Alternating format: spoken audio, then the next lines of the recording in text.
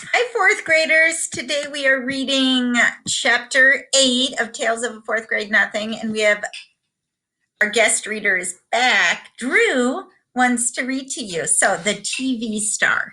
I gotta get out of the way. Hey guys, so we're reading The TV Star. Aunt Linda is my mother's sister. She lives in Boston. Last week she had a baby girl. So now I have a new cousin. My mother decided to fly to Boston to see Aunt Linda and the new baby. I'll only be gone for the weekend, my mother told me. I was sitting on her bed watching her pack. I know, I said. Daddy will take care of you and Fudge. I know, I said again. Are you sure you'll be all right? She asked me. Sure, why not? Will you help Daddy with Fudge? Sure, Mom, don't worry. I'm not worrying. It's just that Daddy is so, well, he doesn't know much about taking care of children. And she closed her suitcase. We'll be fine, Mom, I said. I was really looking forward to the weekend. My father doesn't care about keeping things neat. He never examines me to see if I'm clean, and he lets me stay up at night. On Friday morning, all four of us rode down in the elevator to say goodbye to my mother. Henry looked at the suitcase. You going away, Mr. Hatcher? He asked. My mother answered, No, I am, Henry. My sister just had her first baby. I'm flying to Boston for the weekend to help out. New baby, Fudge said. Baby, baby, baby. Nobody paid any attention to him. Sometimes my brother just talks to hear the sound of his own voice. Have a nice visit, Mrs. Hatcher, Henry told my mother when we reached the lobby. Thank you, Henry, my mother said. Keep an eye on my family for me. Will do, Mrs. Hatcher, Henry said, giving my father a wink. Outside, my father hailed a taxi. He put the suitcase in first, then held the door for my mother. When she was settled in the cab, my father said, Don't worry about us. We'll be just fine. Just fine. Just fine, Mommy, Fudge yelled. Bye, Mom. See you Sunday, I said. My mother blew us kisses. Then her cab drove away. My father sighed while Fudge jumped up and down, calling, Bye, Mommy, bye, bye, bye. I had no school that day. The teachers were at a special meeting. So my father said he'd take me and Fudge to the office with him. My father's office is in a huge building made of almost all glass. It's really a busy place. You never see people just sitting quietly at desks. Everyone's always rushing around. A person could get lost in there. My father has a private office and his own secretary. Her name is Janet, and she's very pretty. I especially like her hair. It's thick and black. She has the longest eyelashes I've ever seen. Once I heard my mother say, Janet must have to get up at the crack of dawn to put on her face. My father just laughed when my mother said it. Janet's seen me before, but this was her first meeting with Fudge. I was glad his hair was finally growing back. I explained right off about his teeth. He'll look a lot better when he's older, I said. He knocked out his front tooth, but when he's 6 or 7, he'll get new ones. See, Fudge said, opening his mouth, all gone. My father said, Janet, the boys are going to be here for the morning. Can you amuse them while I clear up some work? Certainly, Mr. Hatcher, Janet said. You go ahead into your office, and I'll take the boys on a tour of the rest of the agency. As soon as my father went to his private office, Janet took out her pocketbook. She reached in and came up with a hairbrush, some lipstick, and a bag of crackers. Want some, she asked me and Fudge. Okay, I said, taking a handful. Fudge did the same. The crackers were shaped like little goldfish. I nibbled while Janet fixed herself up. She had a big folding mirror in her desk drawer.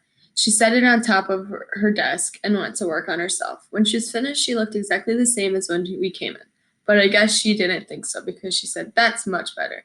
Then she put all her stuff away and took me by one hand and Fudge by the other. We walked down a long hall, through a doorway, and into another section of the agency. We came to a room where there were a bunch of kids and with mothers. I guess there were at least 50 of them. Most of the kids were kind of small like Fudge. Some were crying. Is this a nursery school or what? I asked Janet. She laughed. They're here to try out for the new toddle bike commercial. You mean they all want to be the kid who rides the toddle bike on TV? Yes, at least their mothers want them to be picked, Janet said, but we can only use one. You mean only one out of all these kids is going to be picked? That's right, Janet said. Who picks him? I asked. Your father and Mr. Denberg are doing it, but of course Mr. Vincent, the president of the Tile Bike Company, has to approve. Just then a door opened and a secretary came out. Next, she called to the waiting kids. My Murray's next, a mother said. Oh, no, he's not, another mother called. Sally is next. Ladies, please, you'll have a turn, the secretary said. Murray got to be next. He was a little red-headed kid. He wasn't in the other room for 2 minutes when the door opened and a big man with a cigar in his mouth came out. No, no, no, he shouted. It's not the type at all. Murray was crying. His mother yelled at the big man. What do you know anyway? You wouldn't know a treasure if you found one. She shook her fist at him. Janet whispered to me. That's Mr. Vincent, the president of Toddlebike. Mr. Vincent walked to the center of the room. He looked around all the kids. When he looked over at us, he pointed and called. There he is. That's the kid I want. I thought he meant me. I got excited. I could just see myself on TV riding the Toddlebike. All my friends would turn on their sets and say, "Hey, look, there's Peter." While I was thinking about what fun it would be, Mr. Vincent came over to us and grabbed Fudge. He lifted him up. Perfect, he cried. He's perfect. The mothers who were waiting packed up their kids and left right away. Mr. Vincent took off with Fudge in his arms. Janet chased him and she called, "But, Mr. Vincent, you don't understand." I ran after Janet. Mr. Vincent carried Fudge into the other room. He announced, "I found him myself, the perfect kid to ride the Toddlebike in my new commercial." Mr. Vincent put Fudge down and took the cigar out of his mouth. There were 2 other men in the room. One of them was Mr. Denberg. The other one was my father. "Hi, Daddy," Fudge said. "George," my father told Mr. Vincent. "This is my son. He's no actor or model. He can't make your Toddlebike commercial." "He doesn't have to be an actor or a model. He's perfect the way he is," Mr. Vincent insisted. "Now look, George, we want to make the best possible commercial for your company, but Fudge can't be the boy to ride the Toddlebike." "Now you listen, Hatcher," Mr. Vincent raised his voice. I wondered why he called my father Hatcher, just like Mr. Yarby did. Mr. Vincent pointed to Fudge. "Either that kid rides my Toddlebike or I take my account to another advertising agency. It's that simple." My father looked at Mr. Denberg. "It's your decision, Warren," Mr. Denberg told my father. "I don't want to be the one to tell you what to do." My father picked up Fudge and held him on his lap. "Would you like to ride the Toddlebike, Fudge? It's just like the one you have at home." "Why are you asking him?" I said. What does he know about making commercials?" My father acted like he'd forgotten I was even around. "I'm thinking, Peter," he said. "Please be quiet." "Well, Hatcher," Mr. Vincent said, "what'll it be? This kid of yours, or do I move to another agency?" I remembered how my father lost the GCO account because of Fudge. Now maybe he'd lose this one too. And I don't think he can afford that. Finally, my father said, "All right, George, you can use him, on one condition though." "What's that, Hatcher?" Mr. Vincent asked. "The commercial has to be made this afternoon. After today, my son Fudge won't be available." "That's fine with me, Hatcher," Mr. Vincent said. "Is he going to get paid?" I asked my father. "I'll worry about that, Peter," my father said. That probably meant yes. He'd be paid and have lots of money in the bank. I'd have nothing. And someday I'd have to borrow from him. No, wait. A minute, never. I'll never borrow money from Fudge.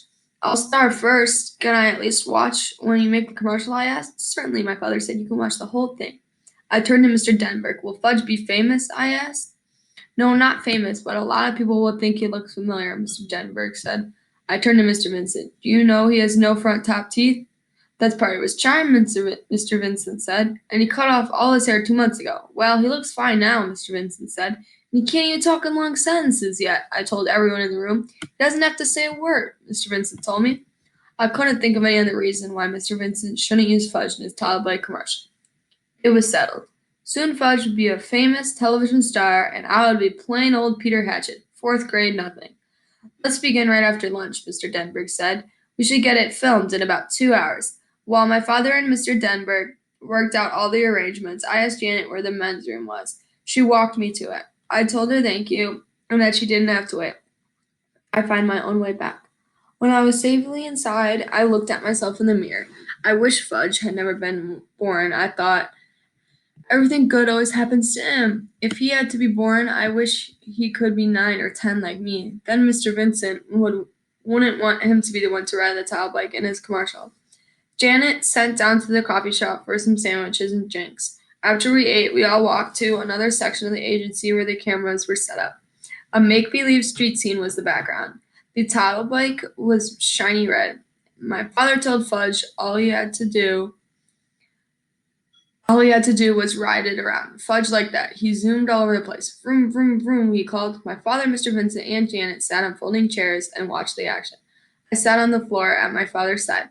Mr. Denberg was the director. He said, "Okay, Fudge, we're ready to begin now. You ride the Toddlebike where I tell you to, and I'll take a picture of you doing it. All right?" "No," Fudge said. "What does he mean, Hatcher?" Mr. Vincent asked. "Why did he say no?" My father groaned. "Look, George, using Fudge was your idea, not mine." Mr. Denberg tried again. Okay, Fudge, this is it. Cameraman said, start riding this way. Ready, set, go. Fudge sat down to tell bike, but he wouldn't pedal. Come on, kid, let's go, the cameraman called. No, don't want to, Fudge answered. What's with this kid, Mr. Hatcher? The cameraman asked. Fudge, my father said, do what the nice man tells you to. No, don't have to. Janet whispered to my father. How about some cookies, Mr. Hatcher? Good idea, Janet, my father told her. I have some Oreos right here, she said, patting her pocketbook. Shall I give them to him? One at a time, my father said. Janet walked across the room to Fudge. He was still sitting on the tall bike. If you do what the nice man says, you can have a cookie, Janet told him. Show me, Fudge said. Janet held up a box of Oreos. She was really well prepared, I thought. She must eat all day long, what with the crackers shaped like goldfish and a whole box of Oreos, too. I wondered what else she had in that pocketbook. Give me, Fudge said. Janet held up one cookie. Fudge reached for it. But Janet didn't let him get it. If you do what the nice man says, you can have an Oreo, maybe even 2 or 3 Oreos. First cookie, Fudge said. First, do what the nice man says, Janet told him. No, first cookie. Give him one, Janet, Mr. Denberg called. We haven't got all day to fool around. Janet gave Fudge one Oreo. He ate it up. Okay, lad, all ready now? The cameraman said. You ride over to me. Fudge didn't do it. Mr. Vincent was losing his patience. Hatcher, he hollered. You get that son of yours to ride my title bike, or I'm taking my whole account away from you and your agency. Must I remind you, George, using Fudge was your idea, not mine, my father said. Forget about whose idea it was, Hatcher. He's your kid. You better get through to him now. I have an idea, my father said. He walked to a corner of the room and beckoned to the others. Mr. Denberg and Mr. Vincent gathered around him, along with the cameraman and Janet. They looked like a bunch of football players huddled together talking about the next play. Soon my father called me. Peter, would you join us, please? Sure, Dad, I said. What is it? Peter, we want you to ride the title bike for us, to show Fudge how it's done. But he already knows how to ride, I said. Didn't you see him zooming around? He won't do it for the cameras, though, my father explained, so we need your help. Will I be in the commercial, too? I asked. Well, the title bike is really for very young children, Mr. Denberg said. Otherwise, we'd have you do it in a minute. I got the message. It was like buying the shoes and like at Dr. Brown's office. They were going to use me to get Fudge to do what they wanted him to do. I wondered how anybody could ever manage my brother without my help. I walked over to Fudge and told him I was going to ride the title bike. Get off, I said. Fudge held onto the bike. No, mine. It's not yours, my father told him. But Fudge wouldn't move for anything. He closed his eyes and screamed. Can he scream loud when he tries? So my father had to pull him off the title bike. Fudge kicked and kept screaming, and I'll bet Mr. Vincent was sorry that he ever spotted my brother in the first place. I got on the title bike. It was so small my knees practically touched the ground, but I managed to ride it around just where the cameraman told me to. See how nice Peter can ride the title bike? Janet said. Here, Peter, come have an Oreo. You did that so well. You can have 2 or 3 if you want. Fudge stopped screaming. Me, he said. What? My father asked him. Knee ride, me. You can't ride as well as Peter can, Mr. Denberg said. Can so, Fudge told him. I don't think so, Mr. Denberg said. You already had a turn. You didn't do what I told you to do. Me, you want to try again, my father asked. Again, Fudge said. Again. Well, I don't know, Mr. Denberg said. Well, Mr. Vincent said, chewing on his cigar. Well, the cameraman said, scratching his head. Please, Fudge begged. I never heard my brother say please before. Mr. Denberg said, okay, we'll give you one more chance. Fudge ran to the title bike. I got off, and he jumped on. Now, he asked Mr. Denberg. Now, Mr. Denberg said, ride this way, Fudge, over here toward me. Fudge did as he was told. Just like Peter, he said. See, just like Peter. Janet gave me a kiss on my cheek. You saved the day, Peter Hatcher, she said.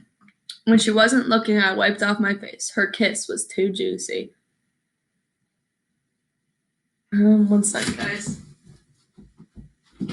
Where's Mom? Right here. Mom, I'm done.